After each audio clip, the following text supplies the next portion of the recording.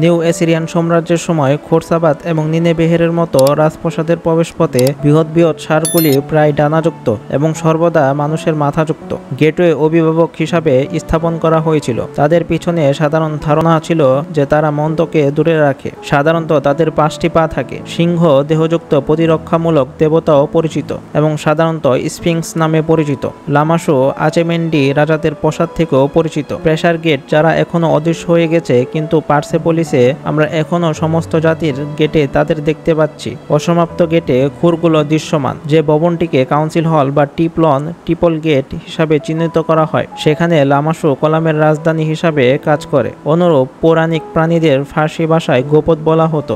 এটা আকর্ষণীয় হবে যদি আমরা এশিয়ান ষাঁড় মানুষ লামাসো এবং গ্রিক ষাঁড় মানুষ মিনোটাউরের মধ্যে একটি যোগসূত্র স্থাপন করতে পারি।